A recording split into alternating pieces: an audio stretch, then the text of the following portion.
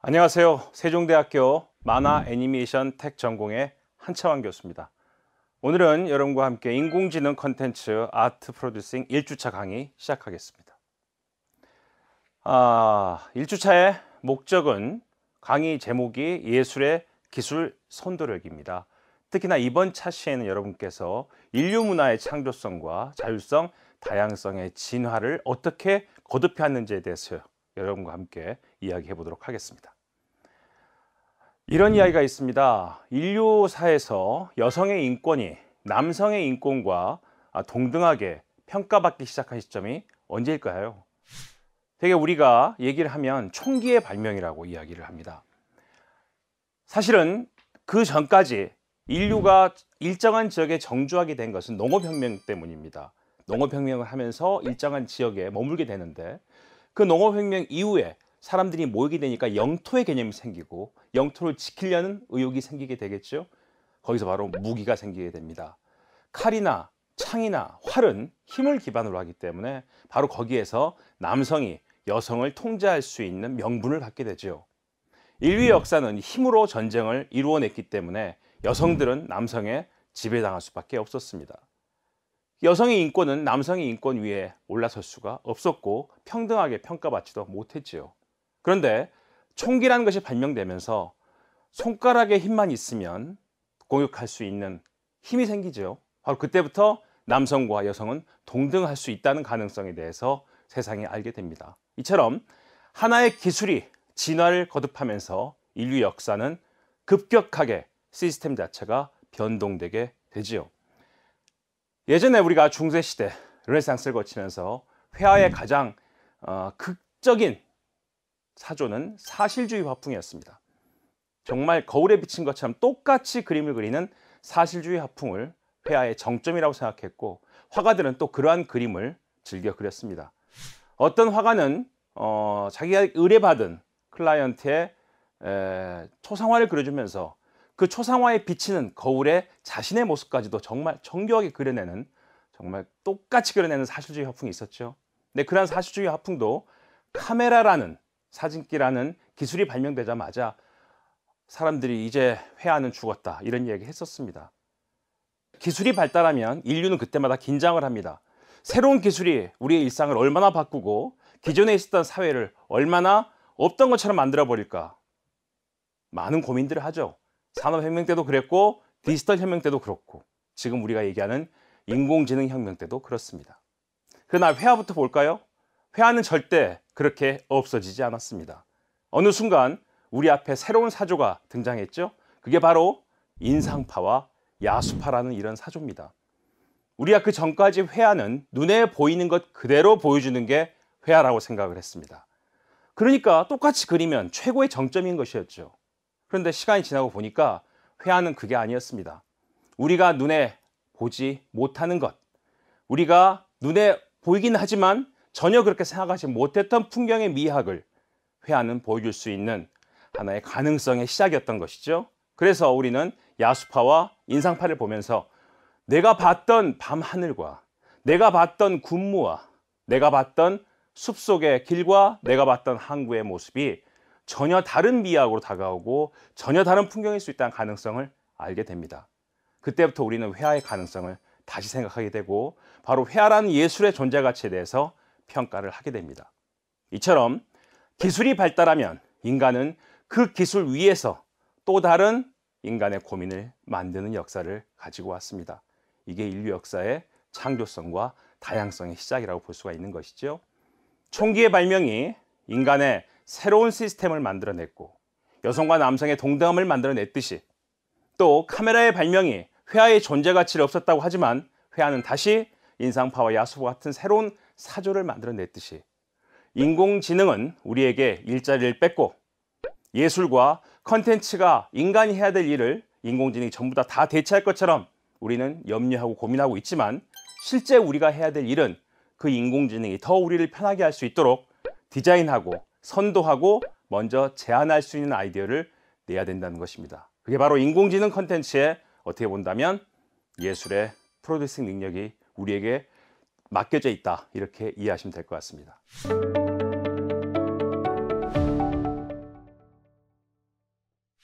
자, 1차 시의 학습 주요 내용입니다. 1차 시는 여러분들에게 예술 진화의 자술적인 역사가 어떻게 시작됐는지, 그리고 인류 문화의 창조적 진화 역사와 불확실성은 또 어떻게 우리가 준비해야 되는지, 기술 선도의 예술적 다양성의 사례는 어떤 것들이 있는지에 대해서 몇 가지를 제시해 보도록 하겠습니다. 바로 이러한 학습 내용을 통해서 여러분들이 반드시 해야 될 목표가 있겠죠? 이번 1차 시 학습 목표는 다음과 같습니다. 기술 개발과 응용의 아이디어를 제공하는 예술의 선도적 발상이 무엇인지 여러분이 이해할 수 있어야 합니다. 그리고 인공지능의 설계와 기술의 구성을 디자인할 수 있는 예술의 거시적 가능성에 대해서 여러분 스스로가 제시할 수 있어야 합니다. 그리고 마지막으로 인공지능의 딥러닝을 강화하고 확대할 수 있는 데이터를 어떻게 많이 발생시키고 또 그러한 트래픽의 확장을 최대화할 수 있겠는가, 그러한 상황을 여러분이 이해할 수 있어야 합니다. 결국 이번 1차 시는 인공지능으로 콘텐츠를 만들어내는 다양한 상황 속에서 인류가 해야 될 그 다음의 일들을 우리가 준비하자. 그걸 여러분이 이해하고 이제부터 시작해야 된다. 이렇게 1차 시를 함께 공부하겠습니다.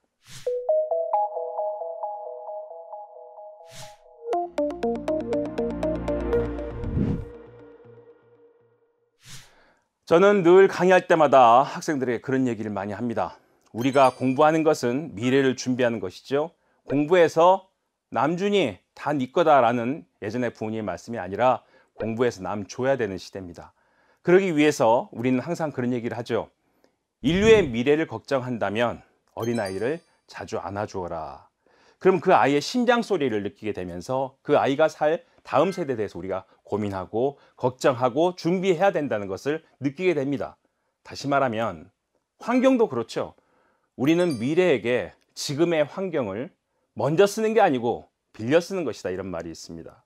결론적으로 인류의 역사는 다음 세대의 시간을 빌려 쓰는 겁니다. 다음 세대가 어떻게 잘 살 수 있을지 우린 그에 대한 대안을 지금부터 고민하고 만들어야 된다는 것이죠. 인공지능의 가능성이 눈앞에 펼쳐지고 있습니다. 4차 산업혁명이라는 이름으로 펼쳐지고 있지만 모두가 불안해합니다. 인공지능이 시를 짓고 인공지능이 영화를 쓰고 인공지능이 게임을 만들면 인간은 뭐 하느냐. 근데 그 인공지능이 그걸 만드는 과정에서 인간이 해야 될 일이 엄청나게 많다는 걸 우리는 놓치고 있습니다. 오늘의 강의 그리고 앞으로의 강의는 여러분들에게 우리가 놓치지 말아야 될 것을 하나하나 짚어드리도록 하겠습니다. 그러기 위해서 가장 먼저 여러분이 이해해야 될 두 가지 개념이 있습니다. 하나는 특이점이라는 개념과 임계점이라는 개념입니다.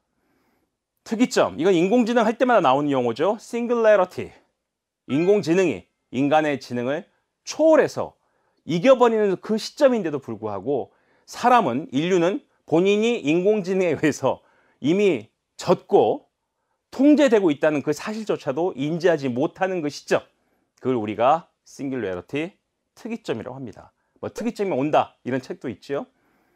꼭 찾아보실 필요가 있습니다. 특이점은 이미 우리 주위에 와 있고 우리가 이미 파악하지 못하고 있으므로 진정한 특이점은 이미 시작됐다라고 볼 수 있겠죠. 구체적인 사례를 하나 들어볼게요. 예전에 우리가 알파고와 이스돌 구단의 바둑 대회가 있었습니다. 간신히 한 번 이겼습니다. 그것도 제가 볼 때는 인류가 유일하게 이긴 한 번의 승리가 아닐까 합니다. 인공지능을 잘 이해 못하시는 분들의 실수가 뭡니까? 이런 질문을 합니다. 알파고랑 바둑하면 누가 이겨요? 정말 인공지능을 개념조차 이해하지 못하는 오류의 질문이죠. 알파고는 지금 이 순간도 자기들끼리 바둑을 두고 있습니다.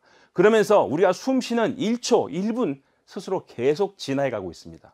인류가 바둑을 발명하고 지금까지 만들었던 그 엄청난 기보의 양보다 몇만 배, 몇십만 배 많은 기보가 실시간으로 만들어지고 있다는 것이죠. 자, 이런 상황 속에서 이세돌이 이겼다는 건 엄청난 일입니다. 그런데 이세돌 구단이 알파고랑 삼국에서 이런 장면이 있었습니다. 32수의 알파고가 하얀 돌을 놨는데 그때 해설하던 기사가 이렇게 얘기했죠. 와, 알파고가 오류가 났습니다. 인공지능도 실수하는군요. 왜 저기다 놨죠? 이해가 안 됩니다. 뭐 이런 해설을 했고 이세돌 구단도 한참을 고민했습니다. 왜 거기다 저걸 놓지? 그리고 그냥 지나갔습니다. 결국 125수 만에 졌다 이렇게 돌을 던졌는데 1수부터 2수, 3수 복기를 해봤죠. 내가 어디서부터 졌나? 아이고 그때야 알았죠. 바로 그 애매했던 정말 이해가 안 됐던 32수부터 지기 시작했던 겁니다. 이처럼 그 당시에는 내가 도대체 인공지능이 왜 졌는지조차도 몰랐던 그 시점, 우리는 그 시점을 싱귤레러티, 특이점이라고 하고 이미 그 특이점은 우리 주위에서 시작되고 있다. 그렇게 여러분이 이해하셔야 됩니다. 크리티컬 매스라는 인계점은 또 뭐냐? 여러분들 거대한 비커에 물을 붓고 거기다 찐 계란 톡 떨어뜨려 보세요. 가라앉죠. 근데 그 가라앉은 계란을 다시 띄우는 방법은 뭘까요? 부상시키는 방법은 뭘까요? 소금을 막 붓고 한참 붓고 막 저으면 어느 정도의 그 농도가 되면 부상이 시작됩니다. 그런데 소금을 부을 때 계속 붓는다고 부을 때마다 조금씩 계란은 올라오지 않습니다. 일정한 농도가 되면 계란은 한 번에 올라옵니다. 특이점은 그렇게 옵니다. 우리에게 기술이 발달하고 인공지능 기술이 계속 개발되고 소개되면서 그때마다 특이점이 조금씩 다가오는 것이 아닙니다. 일정 정도가 되면 임계점의 개념처럼 한 번에 옵니다. 그게 특이점의 도래고 이미 그런 특이점은 임계점을 지나서 우리 옆에 와 있다. 여러분이 그렇게 이해를 하셔야 될 것 같습니다.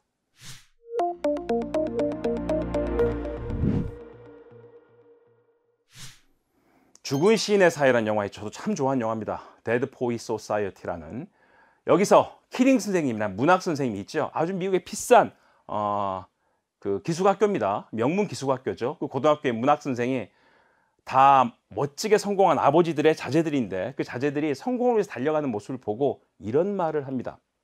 의학, 법률, 경제, 기술 따위는 삶을 유지하는데 반드시 필요한 학문들이다. 하지만 시와 아름다움, 사랑, 낭만을 안다는 것은 삶의 목적이 되어야 된다. 충격적인 수업 시간에 할 수 없는 충격적인 이야기를 키링 선생님이 했습니다. 그러니까 학생들이 그때부터 바로 그 선생님을 영웅으로 대접하기 시작하죠.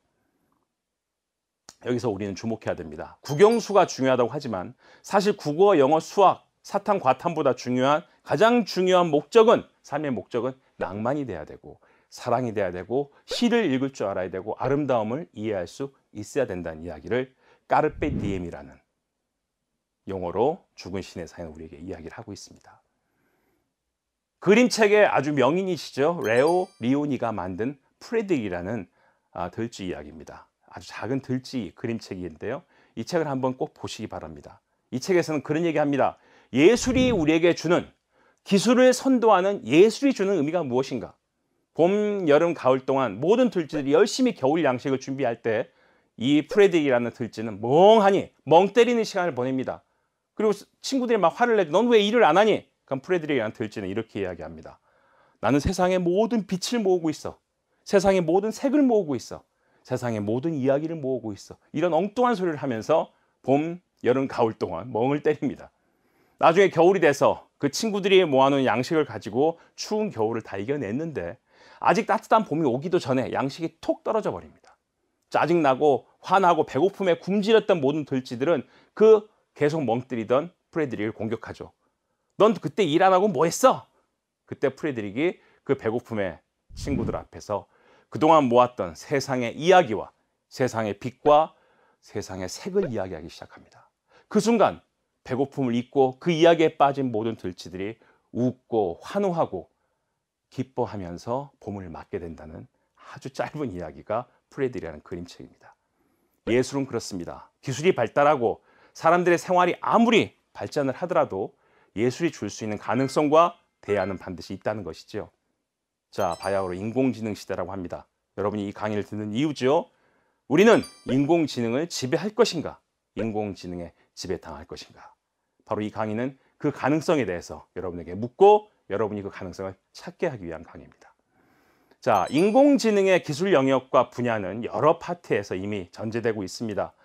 여러분이 명확하게 알아야 됩니다. 인공지능 기술이 어떻게 나누어지고 어떻게 진화하고 있는가, 그 흐름을 파악하고 있지 않으면 예술의 지향점과 인류 역사의 창조성에 대해서도 다 알면서도 영역을 구분하고 디자인할 수 있는 가능성에 대해서 무지하게 됩니다.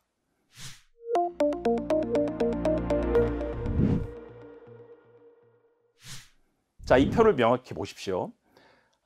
상호작용, 학습, 추론, 수행이라는 단계로 인공지능은 진화하고 러닝을 합니다. 근데 거기에 필요한 영역이 시각지능과 언어지능과 전문가 시스템으로 또 구분되는 거죠. 다시 말하면 시각지능 자체가 상호작용과 학습과 추론과 수행으로 진화를 하고, 언어지능 또한 상호작용과 학습과 추론과 수행으로 진화를 합니다. 이런 구분해낸 시각지능, 언어지능, 전문가 시스템 영역이 상호작용과 학습과 추론, 수행으로 진화하기 위해서 가장 중요한 건 빅데이터입니다. 저는 그래서 미국보다 중국이 무섭고 지금은 인도도 무섭습니다. 모든 사람들이 하나의 행위를 통해서 데이터를 발생시키고 있고 트래픽을 확대, 과장할 수 있는 시장에 펀더먼털이 있는 영역들, 지역들, 그 지역들이 사실은 인공지능의 딥러닝과 머신러닝을 더 확장할 수 있는 자원을 가지고 있는 것이죠. 물론 전 국민이 스마트폰으로 데이터를 발생시켜야 되겠죠. 그런데 팬데믹이라는 현상이 오면서 이미 집콕을 할 수밖에 없는 전 세계 인류는 모두가 스마트폰 디바이스를 찾게 됐고, 누구도 모르게 스마트폰으로 O2O, O4 서비스를 쓰고 데이터를 서핑하면서 자기도 모르는 데이터를 계속 만들어내고 있습니다. 그 많은 데이터의 학습량과 추론과 수행의 트래픽들이 인공지능을 더 빨리 우리 앞에 특이점이라는 것으로 만들어내고 있는 것이죠. 결국 시각지능이라는 영상과 이미지를 검색하고 언어지능이라는 자연어 처리와 이해, 이런 데이터가 많아지면서 결국 인공지능은 계속 진화하고 있습니다. 여러분들 그동안 인공지능 비서 서비스라는 게 있잖아요. 뭐 클로바 뭐 해줘 이렇게 불렀던 우리가 인공지능 비서 서비스를 보면 사실 지금 사업을 하고 있는 인공지능 비서 서비스의 포탈들은 결국 수익성이 높지 않습니다. 근데 그걸 한 이유가 뭐겠습니까? 목소리라는 데이터, 사투리도 모으고 발음이 정확하지 않은 취약전 아동의 목소리도 모으고 그 많은 시행착오를 할 수 있는 데이터들과 트래픽을 모아서 그 시행착오를 자연어 차원에서 잘 관리해서 앞으로 누가 얘기를 하고 누가 질문을 하고 누가 문의를 해도 답을 할 수 있는 인공지능의 기능을 강화시키기 위한 데이터의 모음 기관이라는 것이죠. 결국 제가 지금 말씀드린 인공지능 기술의 영역과 분야라고 나누어지는 시각지능과 언어지능과 전문가 시스템은 상호작용과 학습과 추론과 수행의 과정을 통해서 컨텐츠 전 분야, 문화 전 분야, 예술 전 분야에서 데이터를 발생시키고 트래픽을 만들어내고 있습니다. 그거를 미디어 엔터테인먼트 산업으로 하나로 축소시켜보면 컨텐츠와 컨텐츠 서비스와 플랫폼과 디바이스 파트에서 시각지능과 언어지능과 전문가 시스템은 또 아주 스페시픽하게, 정교하게 진행되고 있는 것입니다. 자, 시각지능과 언어지능은 컨텐츠 차원에서 컨텐츠 창작과 컨텐츠 창작 지원의 데이터를 트래픽으로 발생시키고 있고요. 컨텐츠 서비스에서는 디지털 아바타나 챗봇이나 디지털 휴먼이라는 개념으로 특화시키고 있습니다. 그리고 여러분들 요즘 얘기하고 있는 플랫폼은 메타버스라는 플랫폼이 등장했죠. 디바이스에는 홈 트레이닝이나 인공지능 스피커로 우리 주위에 이미 구현되고 있습니다. 제가 말씀드린 특이점의 완성이라는 것이 이미 홈 트레이닝과 인공지능 스피커에서 싱귤러리티가 발생하고 있는 것이죠. 전문가들은 여기서 컨텐츠 기획과 성공을 예측하고 개인화를 추천하는 큐레이션 서비스가 본격화되고 있습니다. 인공지능 기술 유형이 미디어 엔터테인먼트 산업의 각 사슬별로 다양하게 적용되고 있고 이미 각 사슬별로 우리에게 디바이스와 플랫폼과 컨텐츠 서비스와 컨텐츠 분야에서 이렇게까지도 진화할 수 있겠구나라는 가능성을 하나씩 눈에 보여주고 있습니다. 제가 말씀드렸던 인류의 문화는 끊임없이 진화해 오고 있습니다. 기술이 진화해서 진화했을까요? 기술은 인류의 상상력과 문화와 예술과 컨텐츠가 진화하면서 거기서 나오는 상상력으로 끊임없이 기술 진화의 시작을 찾았던 것입니다. 예전에는 기술이 힘이 있을 때는 기술이 진화할 때 예술과 문화가 기술에 맞춰서 진화했습니다. 하지만 지금은 그렇지 않습니다. 지금은 여러분의 상상력이 예술과 문화를 진화시키면 바로 그 뒤에 기술이 따라옵니다. 인공지능 또한 그렇습니다. 여러분이 오늘 배우셨던 것처럼 인류의 문화가 진화하고 상상력이 진화하면 그에 따라서 인공지능도 따라올 수 있다는 가능성을 반드시 명심하시기 바랍니다.